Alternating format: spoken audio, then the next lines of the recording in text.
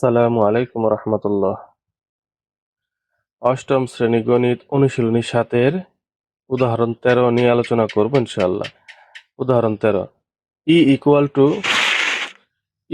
Two x such that x মৌলিক সংখ্যা এবং এক্স ইজ লেস দেন 30।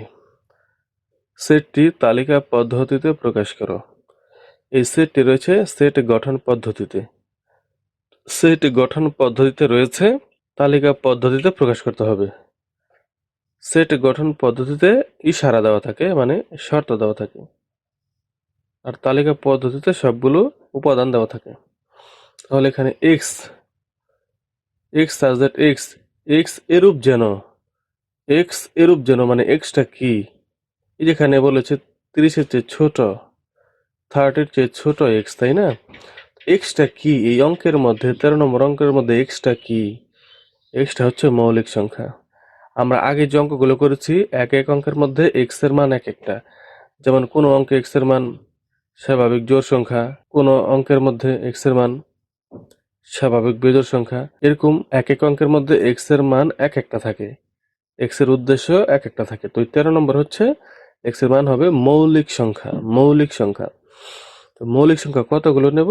30-এর চেয়ে ছোটগুলো নেব। এই যে চিহ্নটা দেখি, চোখা মাথা, এই যে চোখা মাথার দিকে যেটা থাকে সেটা ছোট বোঝায়, আর খালি পেটের দিকে যেটা থাকে সেটা বড় বোঝায়।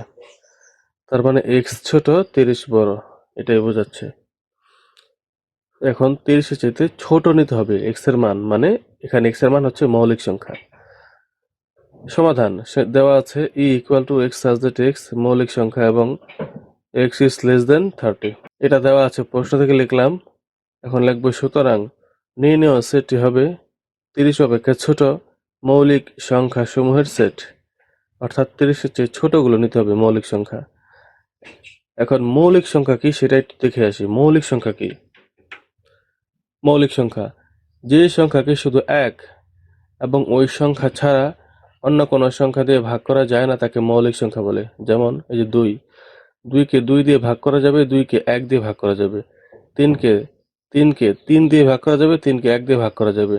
5কে 5 দিয়ে ভাগ করা যাবে, 5কে 1 দিয়ে ভাগ করা যাবে। ঠিক এভাবে 7কে 7 দিয়ে ভাগ করা যাবে, 7কে 1 দিয়ে ভাগ করা যাবে। এটাই বলেছে যে সংখ্যাকে শুধু এক এবং ওই সংখ্যা ছাড়া অন্য কোনো সংখ্যা দিয়ে ভাগ করা যায় না তাকে মৌলিক সংখ্যা বলে। অথবা এভাবেও বলতে পারি, যে সংখ্যাকে ভাঙলে মাত্র 2টি গুণনীয়ক পাওয়া যায় তাকে মৌলিক সংখ্যা বলে। যেমন 2কে ভাঙলাম, 2 একে 2, 2 পেলাম আর 1 পেলাম। 3কে ভাঙলাম, 3 একে 3, 3 পেলাম আর 1 পেলাম। 5কে ভাঙলাম, 5 একে 5, 5 পেলাম আর 1 পেলাম। 7কে ভাঙলাম, 7 একে 7, 7 পেলাম আর 1 পেলাম। অর্থাৎ যে সংখ্যাকে ভাঙলে মাত্র 2টি গুণনীয়ক পাওয়া যায় তাকে মৌলিক সংখ্যা বলে। তাহলে 2, 3, 5, 7 এগুলো হচ্ছে মৌলিক সংখ্যা। কিন্তু 6 একটি সংখ্যা, 6 কিন্তু মৌলিক সংখ্যা না। 6কে কেমনে ভাঙা যায়? 6কে 6 ভাঙা যায়, আবার 3 দুগুণে 6 ভাঙা যায়। 6কে 6 ভাঙা যায়, 3 দুগুণে 6 ভাঙা যায়। তাহলে 6 মৌলিক সংখ্যা না। কিন্তু 2, 3, 5, 7 মৌলিক সংখ্যা। 8 মৌলিক সংখ্যা না। 10, 9 এগুলো মৌলিক সংখ্যা না। এরকম অনেক সংখ্যা আছে যেগুলো মৌলিক সংখ্যা না। আবার কিছু সংখ্যা আছে যেগুলো মৌলিক সংখ্যা।